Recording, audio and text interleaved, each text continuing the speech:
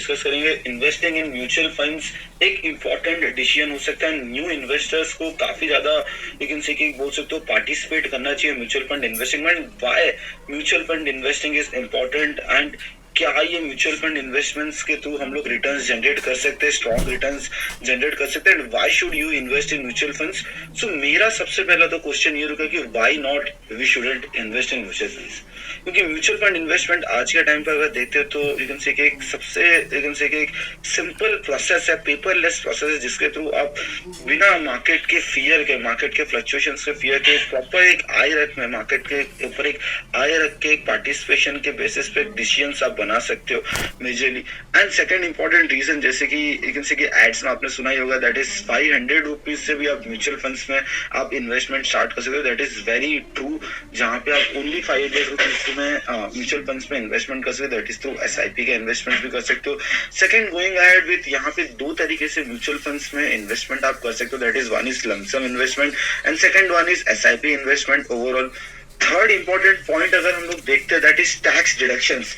Tax deduction एक important factor है आज के टाइम पे मार्केट में अगर देखते हो तो टैक्स डिडक्शंस अवेलेबल है in the form of 80C of income tax act जहां पे आप 1.5 लाख एवरी फाइनेंशियल ईयर आप यू कैन से के डिडक्शंस ले सकते हो एंड यहाँ पे एक शॉर्टेस्ट लॉक इन पीरियड है ओनली 3 इयर्स का एंड ये एक इक्विटी लिंक सेविंग स्कीम है जहां पे जो रिटर्न्स एक्सपेक्टेशंस है वो काफी ज्यादा है। सो उसी के वजह से काफी ज्यादा पॉपुलर है ये टैक्स सेविंग ऑप्शन इंडियंस के लिए।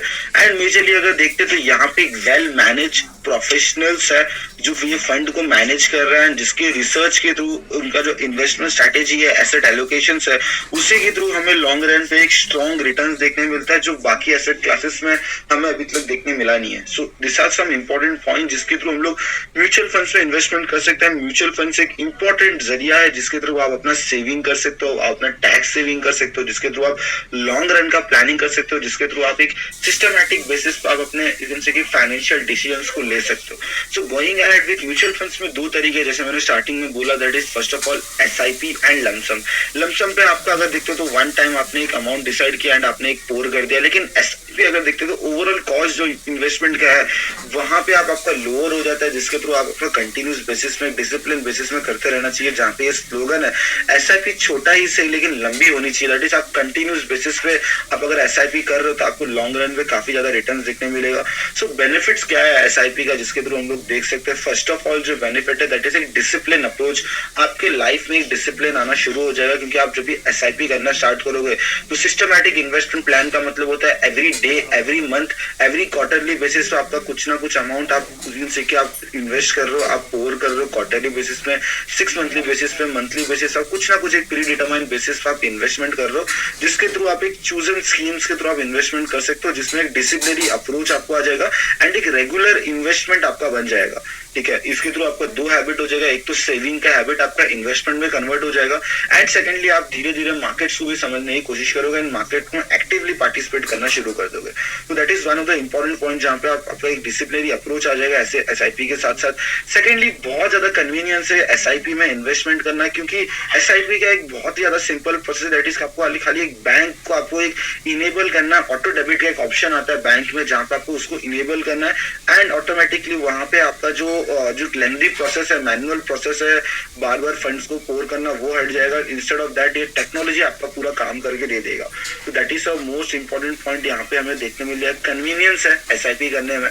Third and the most important point that is रूपी कॉस्ट एवरेजिंग। आप अगर आप ये आर्टिकल पे देख रहे हो तो रूपी कॉस्ट एवरेजिंग देख रहे हो क्योंकि हमें नहीं पता मार्केट का reactions every now and then क्या होने वाला है। हम मार्केट को टाइम नहीं कर सकते, हमें पता नहीं कि मार्केट क्या होने वाला है।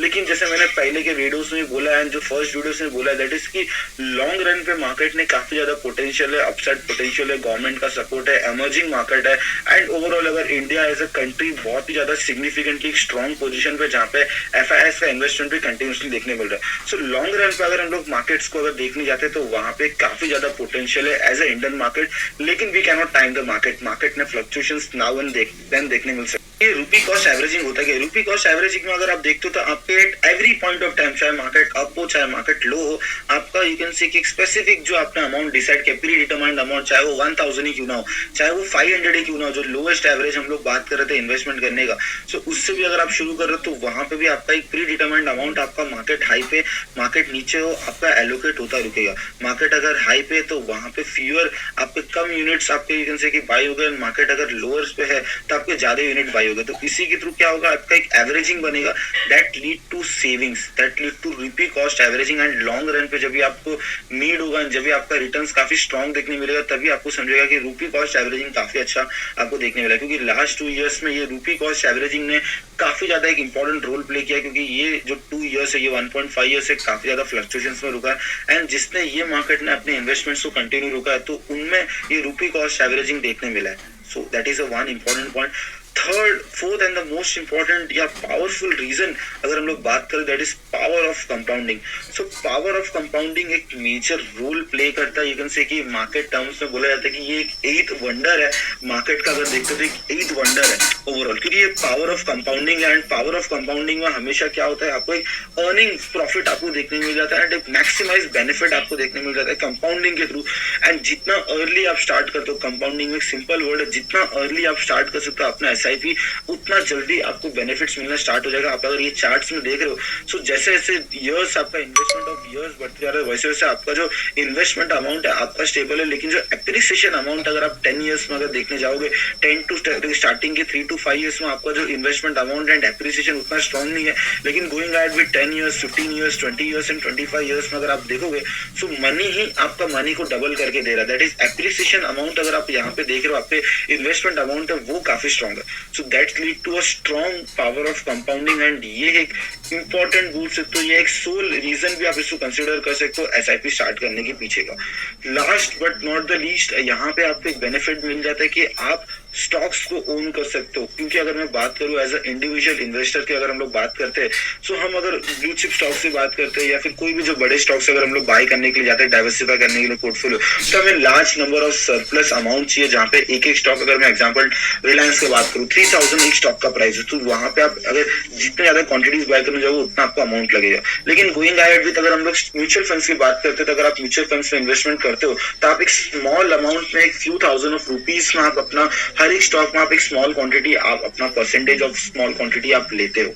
तो that is known as sector diversification भी आपका हो जाता है। साइड बाय साइड अगर आप देखते हो तो स्पेसिफिकली इसमें आप थीम डाइवर्सिफिकेशन कर सकते हो, आप इसमें स्पेसिफिकली सेक्टर के स्टॉक्स को बाय कर सकते हो। जहाँ पे अगर आप देखते हो तो हेल्थ केयर है, इंडस्ट्रियल है, टेक्नोलॉजी है, टेलीकॉम है, सो वहां पे आप डाइवर्सिफाइड सेक्टर्स का आप एलोकेट कर सकते हैं। दैट अकॉर्डिंगली आप अपनी यू कैन से ग्रोथ को मेंटेन कर सकते हो आपके म्यूचुअल फंड को। एंड यहाँ पे आता है हमारा इंपॉर्टेंट पॉइंट, जहाँ पे हम म्यूचुअल फंड से जिसमें आप एसआईपी स्टार्ट कर सकते हो। सो कालिया ने एक बहुत ही बड़ा स्टेटमेंट दिया, दैट इज यहाँ पे अराउंड 2599 म्यूचुअल फंड्स है मार्केट में, 44 AMFI सर्टिफाइड फंड कंपनीज है। एंड उसमें से हम एज एक्सपर्ट एडवाइस बोल सकते हो, या फिर जो एक्सपर्ट्स ने लेकिन उसे की जो रिकॉग्नाइज किया है, वहां से हम पर्टिकुलरली 5 ऐसे म्यूचुअल फंड्स को आइडेंटिफाई कर रहे हैं जो लॉन्ग रन पे उन्होंने काफी स्ट्रॉन्ग रिटर्न्स दिया। एंड आने वाले टाइम पे वहां पे एक स्ट्रॉन्ग रिटर्न्स हमें और देखने के लिए मिल सकता है। So first important mutual fund अगर हम लोग बात करें, दैट इज सो स्टार्टिंग में टॉप 5 म्यूचुअल फंड्स जो अभी के लिए सबसे स्ट्रॉन्ग है, कैटेगरी में सबसे स्ट्रॉन्ग है, जिसको हम लोग लॉन्ग टर्म के पर्सपेक्टिव से एंड एसआईपी के पर्सपेक्टिव से देख सकते हैं इन्वेस्टमेंट के लिए। क्योंकि मार्केट जैसा हम बात कर रहे थे कि लॉन्ग टर्म में काफ़ी स्ट्रॉन्ग अपॉर्चुनिटी है। ओवरऑल अभी अगर आप नोटिस करते हो, एक स्ट्रॉन्ग रिवर्सल पैटर्न देख रहे हैं, एफआईएस का बाइंग वापस आना शुरू हो चुका है। सो लॉन्ग टर्म के पर्सपेक्टिव से आप ये एसआईपीज को, ये जो फंड्स आप ट्रैक कर सकते हो, इन्वेस्टमेंट पर्सपेक्टिव से आप एसआईपी कर सकते हो। तो starting with first important, that is UTI Nifty index fund. And इसका अगर हम लोग ओवरऑल फंड डिटेल्स देख से 110 के आसपास का अभी का एनएवी ट्रेड कर रहा है। एंड आप रिटर्न्स के पर्सपेक्टिव आप देख सकते हो 14% का रिटर्न है। देन 5 इयर्स में अराउंड 11% के आसपास का रिटर्न हमें देखने मिल रहा है। एंड फंड होल्डिंग में देखते हैं काफ़ी स्ट्रॉन्ग फंड होल्डिंग है, ओवरऑल ब्लू चिप कंपनीज का होल्डिंग है। And UTI Nifty 50 index fund overall जो इंडिकेशन है ओवरऑल जो निफ्टी 50 के जो स्टॉक्स है उसमें स्पेसिफिक इन्वेस्टमेंट, तो हम आप एक लॉन्ग टर्म के पर्सपेक्टिव से 5 ईयर्स के पर्सपेक्टिव से यूटीआई निफ्टी जो ओवरऑल एक इंडेक्स फंड है उसको आप इन्वेस्टमेंट पर्सपेक्टिव से देख सकते हो। Going ahead with Edelweiss balance advantage fund second category में अगर देखते हैं तो स्पेसिफिकली एक डायनामिक एसेट एलोकेशन एक बैलेंस एडवांटेज फंड है जिसका एनएवी अभी करेंटली 34 के आसपास चल रहा है। रिटर्न्स आप देख सकते हो काफ़ी स्ट्रॉन्ग रिटर्न्स है। 1 ईयर का रिटर्न्स आप नॉर्मली है दैट इज अराउंड 3% के आसपास, लेकिन जो एवरेज रिटर्न हम लोग लॉन्ग टर्म की बात करते हैं सो इन्फ्लेशन को बीट किया है 3 ईयर्स में 5 ईयर्स में दैट इज मोर देन 10% है।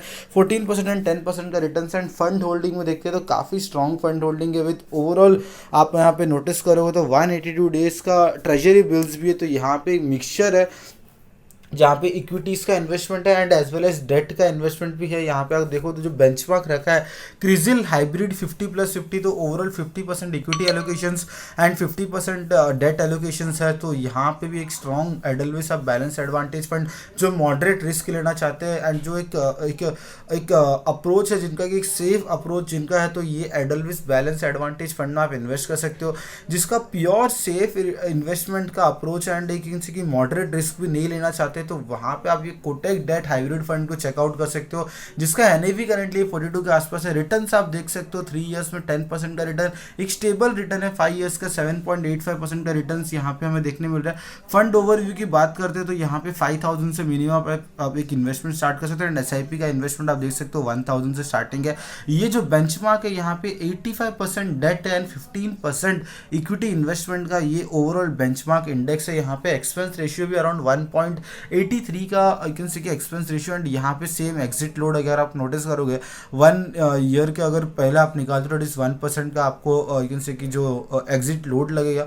यहाँ पे आप मेजरली देखो तो मेजर जो सेंट्रल गवर्नमेंट के जो बॉन्ड्स है 2033-26 का आपको बॉन्ड्स देखने मिले एंड यहाँ पे कुछ स्टॉक्स भी आपको दिख जाएगा दैट इज 15% एलोकेशन के साथ रिलायंस इंडस्ट्रीज है। टॉप 10 सेक्टर्स की बात करते हैं यहाँ पे ओवरऑल यहाँ पे ये एलोकेशन एंड अदर का एलोकेशन देखो तो more than 72% that is debt allocation है एंड ये यू कैन से कि स्पेसिफिकली इक्विटी एलोकेशन है कोटक डेट।